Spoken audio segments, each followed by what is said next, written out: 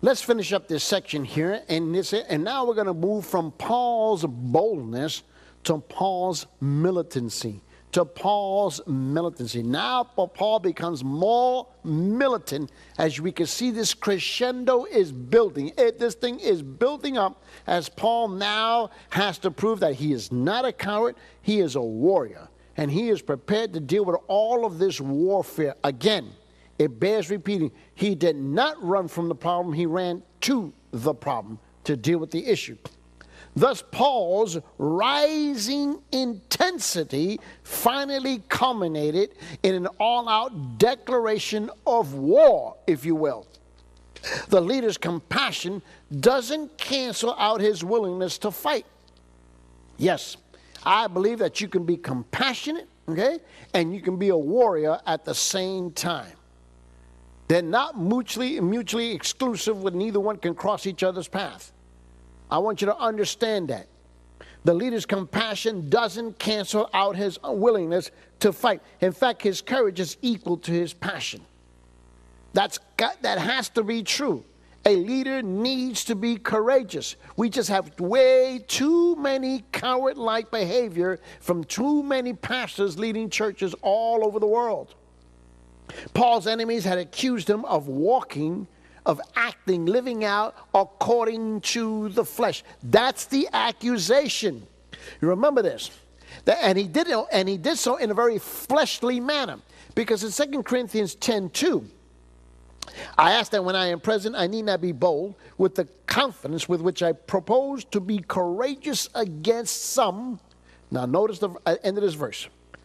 Who regards us as if we walk according to the flesh, according to the world. This was the accusation. And Paul is not running from this. He's not going to run to it.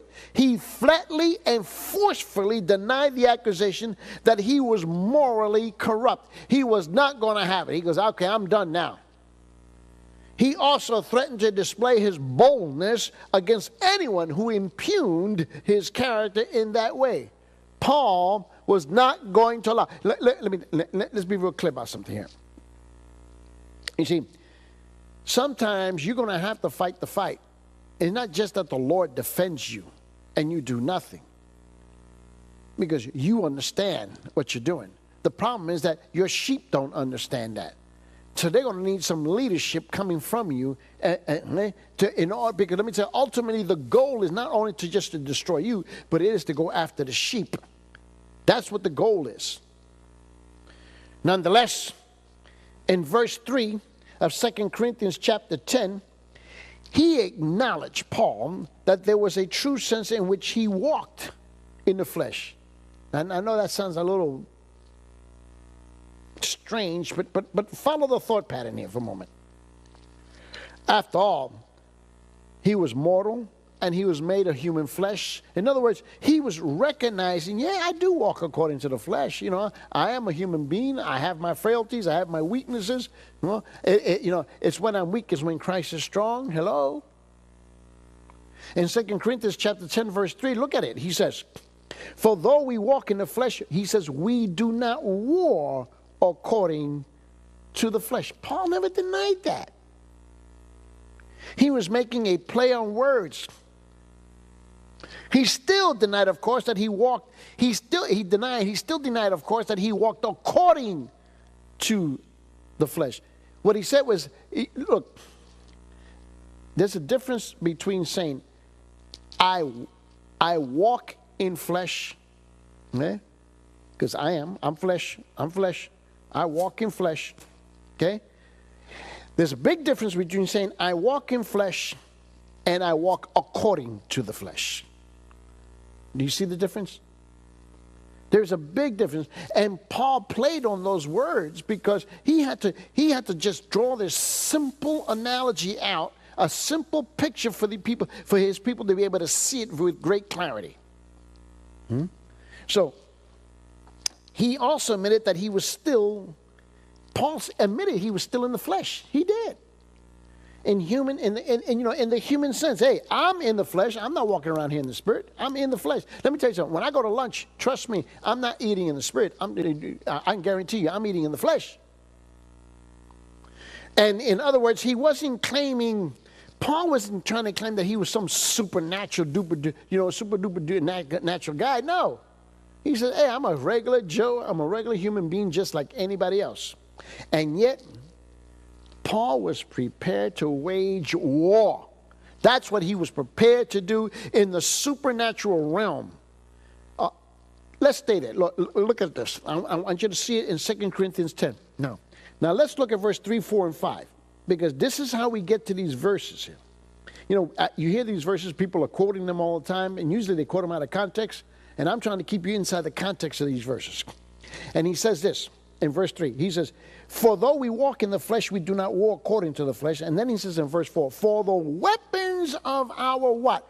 Our warfare are not of the flesh, but divinely powerful for the destruction of fortresses. We are destroying speculations and every lofty thing, he says, raised up against the knowledge of God, and we are taking every thought captive to the obedience of Christ. Now do you understand, when you hear these verses quoted, what the context of this was all about? This is an amazingly bold challenge to the enemies of truth. In effect, Paul was saying, this is what Paul was saying. He says, you want to go to war with me? You want to throw down? Is that what you want to do? But let me warn you, when you look at me, all you see is a mortal man. That's all you see. Short, fat, and bald. That's all you see, because you can't see. But when we go to battle, I won't be using human weapons. I won't fight on your level. I won't use conventional human weapons. It was war on another plane, in another sphere. This is where this war is going to, it'll be another sphere, another level, another realm is where this war is going to take place. In fact, when Paul fought, this is what he said. He said, by the word of truth, this is how he was going to fight. By the word of truth, by the power of God, by the armor of righteousness on the right and on the left. Isn't that what he said? Turn your Bibles to 2 Corinthians and look at this. In 2 Corinthians, and I want you to just go back, okay? And I want you to see this in 2 Corinthians chapter 6, verse 7. Because I don't want you to think that I'm making this up. Look at it. Look what he says here. Now, isn't that what he says? He says this. He says, in the word of truth, in the power of God, by the weapons of righteousness for the right hand and the left. That's how Paul was ready to fight this war. Once declaration of war was declared, he came out with the big guns, okay? Paul knew that the real battle was not, it was not just merely against the human false teachers who had confused the Corinthians. He understood it wasn't just them. Although he was going to direct his attack against them, he understood that very clearly. But he also understood it wasn't just them. It was nothing, in fact, it was nothing less than a full-scale war against the kingdom of darkness. Paul understood this. Paul had a great comprehension because he had spiritual discernment. And let me, that's really one of the biggest challenges that we face in the ministry today. Is that our churches, many churches, lack spiritual discernment. They're so culturally bathed, they can't see the spiritual issues behind most issues. In Ephesians chapter 6, verse 12, we know the verse. Again, it bears repeating. Familiarity tends to breed contempt. So now, let's just go back in the context of 2 Corinthians that we're studying here. Okay? In the context of a leader being courageous in the life of Paul. Now let's put to light, and now let's try to put within this framework the book of Ephesians chapter 6, verse 12. Look what it says. For our struggle is not against flesh and blood, but against the rulers, against the powers, against the world forces of this darkness, against the spiritual forces of wickedness in the heavenly places. Now you can see in his context what Paul is speaking about. He understood there was something beyond just fighting with the false teachers and false apostles inside of the church. But he understood that his warfare was up against the kingdom of darkness. We are fighting for the preservation and the proclamation of the truth. That's the thing that you must always remember. When people come up and attack me, attack my leadership, I understand right away. It's not just about me. I got that. I've got that very clear. It's not just about me. I also understand that it is a great attack against the preservation and the proclamation of truth. I understand that. That's what's at stake here. We are fighting for the honor of Jesus Christ. We are fighting for the salvation of sinners. And we are fighting for the virtue of saints. That's why we fight what we fight and we do what we do. In fact, for every good and noble effort of Christian leaders in business or in politics or in education or in the military or any other legitimate pursuit, there is an inevitable engagement with the kingdom of darkness. In fact, this past weekend, as I was engaged in what's called a quinceanera, this is where a young lady in the Spanish-speaking cultures, she comes of age. In the American culture and our American culture, we have the sweet 16. Okay? But in the Spanish-speaking cultures, it's called a quinceanera, and she comes out into become a young lady, accepted now among the community of faith, among the adults. She comes in to be a participant with more responsibilities, as a young lady now, with Christian virtue and so forth and so forth. Well, I had conducted such a rite of passage ceremony this past weekend, and at the end, when we got done, and I was greeting the different people, and I had a school teacher who came up to me, and I had a chance to speak with him briefly, and he said, not all of us are in the kingdom of darkness. He said, many of us are, but it's my fight, my battle is in the school where I teach. And he goes, not against the students, it's against a system that's designed to keep students in the kingdom of darkness. These were his words, and I was listening to him, and we had a chance to have a dialogue afterwards. So you have to understand that this kingdom of darkness goes beyond the church. It goes beyond the church building. You're going to find it in the military. You're going to find this in business, in politics, in education, and whatever pursuit and endeavor that you may find yourself in.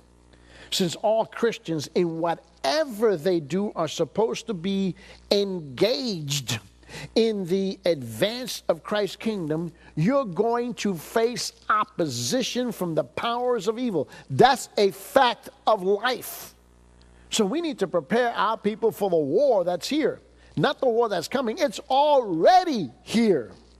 Paul used the language of warfare all the time. He began and ended in 1 Timothy by urging Timothy to fight the good battle.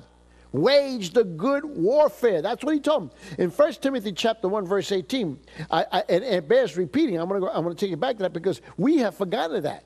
We just have forgotten about it. We forget about it. We have to be reminded from time and time and again. In 1 Timothy chapter 1, he says in verse 18, he says, this I command and I entrust to you, this is Paul to Timothy, Timothy, my son, in accordance with the prophecies previously made concerning you, that by them you fight the good fight. And then in 1 Timothy 6:12, this is how he begins the first book of Timothy. Now let me show you how he ends the first book of Timothy. In 1 Timothy chapter 6, verse 12, he says this, fight the good fight of faith. Take hold of the eternal life to which you were called, and you made the good confession in the presence of many witnesses. Fight the good fight. That's why leaders are required to be courageous. And then he said in 1 Thessalonians, when he was speaking to the Macedonian churches in Thessalonica, and Thessalonica is in the Macedonia area of the northern part of Greece. In 1 Thessalonians chapter 5, verse 8, he says, but since we are, he says, all the day, since we are of all the day, he says, let us be sober, having put on the breastplate of faith and love, and as a helmet, the hope of salvation. Fight the good fight.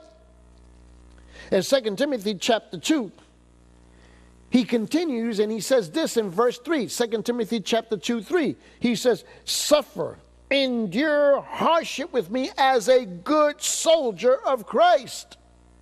We're going to suffer. That's a reality. As Paul himself neared the end of his own life, when Paul was now coming to the end of his walk on this earth, Paul said this in 2 Timothy chapter 4, verse 7. He said, I have fought the good fight. I have finished the course. I have kept the faith. My prayer is that you can say that. It is my desire that when I come to the end of days, that if anybody puts up a tombstone for me, those words be there. I have fought the good fight. I have finished the course. I kept the faith. His whole life was a spiritual war. Paul's entire life was a spiritual war against and everything that opposed what? Him? No. Everything that opposed the truth. That's what was key into all of this. You cannot fight on that level with human weapons. You're not going to last long. Carnal tools have no power whatsoever against the kingdom of darkness. There is no power. The most powerful human arsenal is totally, completely impotent against principalities and powers, against the rulers of the darkness of this world, or against spiritual wickedness in the heavenlies. I don't care how big your military is, you're dead meat. Fleshly instruments cannot fight on that level. Human weapons have no power at all against Satan. They cannot sanctify saints. They have no effect in the spiritual realm or in the kingdom of darkness. Absolutely none. So what did Paul mean by cardinal weapons when he uses that phrase, cardinal weapons? Obviously, he would include every instrument used in literal human warfare.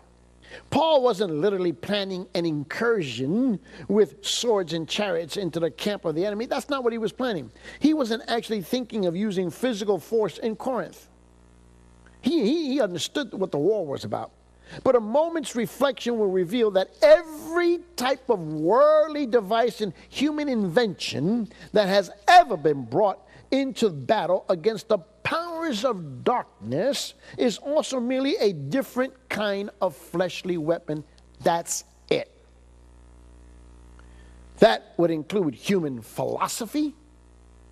That would include rationalistic arguments. That would include cardinal strategy. That would include fleshly ingenuity.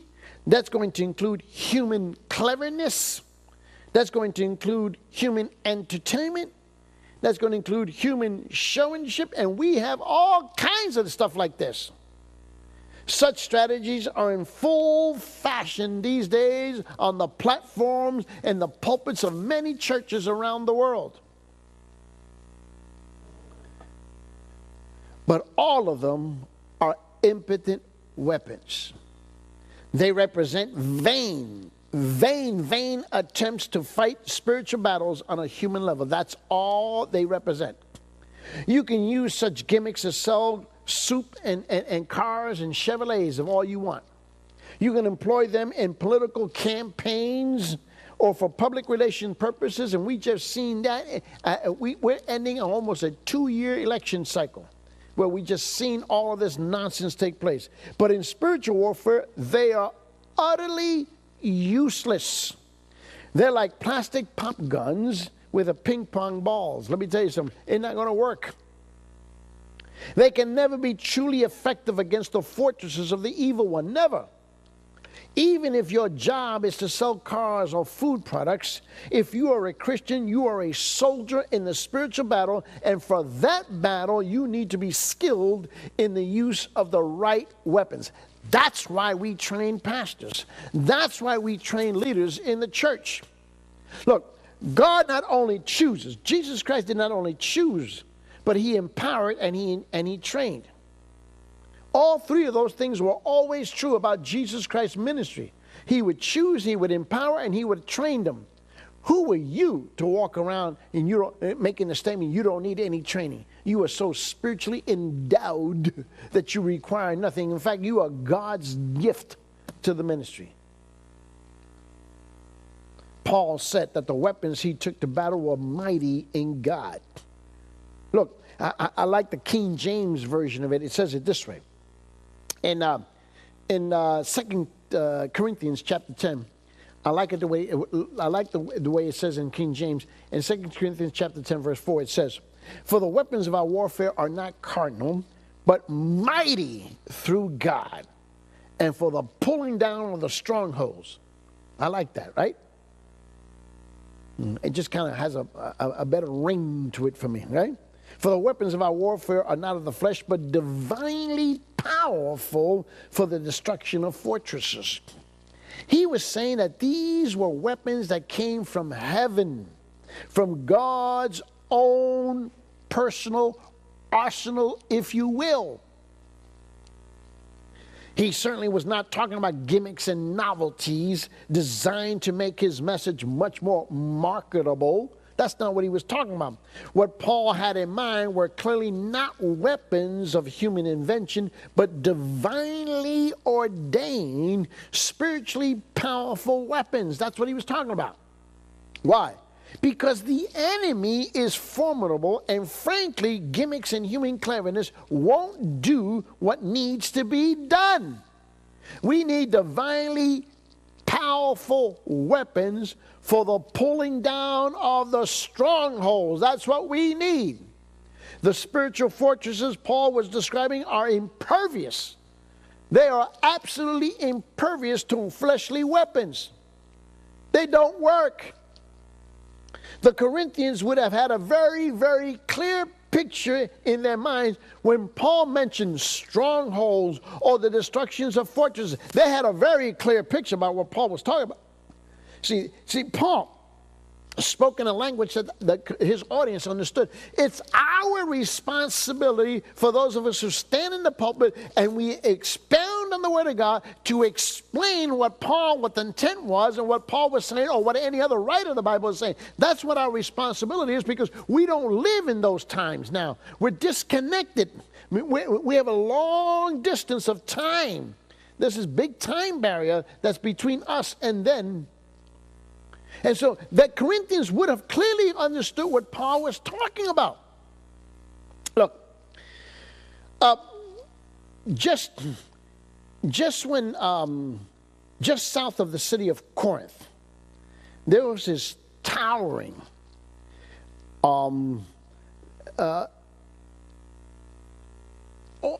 it was a massive towering over it of this mountain. There was this mountain over the city of Corinth, if you look at it. Okay? And it was a natural tower of rock, is what it was. And more than 1,800 feet high, and it was known as the Acrocorinthus. And this is just this massive, massive mountain that towered over the city. And on top of this thing, it's huge, it's absolutely huge. Right? On top of it stood an impregnable fortress. On top of this, flanked by the temple of Aphrodite. Okay, of Aphrodite and right next to it, and it flanked it was this temple. Okay, now from that elevated citadel, the Acropolis of the Athens was visible for more than 45 miles. So in Corinth, they can see when the enemy was coming. They can clearly see it. And they were well defended. In fact, the fortress on top of the Acrocorinthus was where the entire population of Corinth, they would retreat in case of an attack. So if an attack came and they could see it from far away, they could move all of the citizenry of Corinth up into this mountain fortress. And that's where they would go. And from there, they could easily defend themselves. It was quite easy. They knew the strategic value of that fortress. They understood the strategic value of it. It was massive, high bulwark that could not easily be overthrown. In fact, it still towers over the ruins of Corinth today. You can still see it if you go there.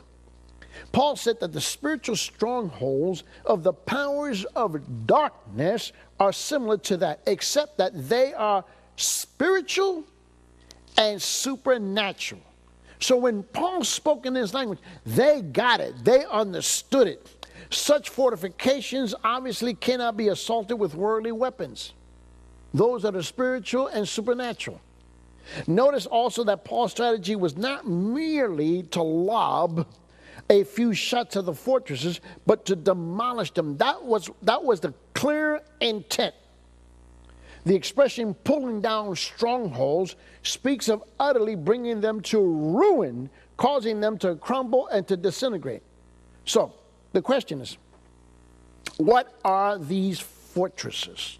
What are these fortresses? What actually was Paul attacking? What was he actually attacking? He gave the answer very clearly in verse 5. In 2 Corinthians 10:5, he said, casting down arguments and every high thing that exalts itself against the knowledge of God.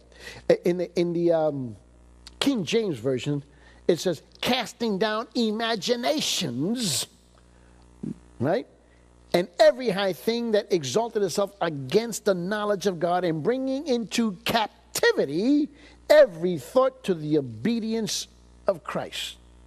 We are destroying speculations. This is what Paul was talking about. In fact, in the New American Standard Bible, it speaks about destroying speculations, and the King James Version says casting down imaginations. This is exactly why we go to warfare in the church, because these speculations, these imaginations get stirred up inside the church by false believers, false teachers. And all of us have to confront that reality somewhere along the line.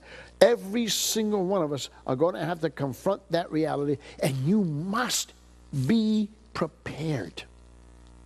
You must be prepared to go to war, to go to battle, just like 2 Corinthians 10:5 tells us. He says this very clearly. He says, for we are destroying speculations and every lofty thing raised up against what? The knowledge of God, not the knowledge of the preacher. The knowledge of God. And we are taking every thought captive to the obedience of God. Listen.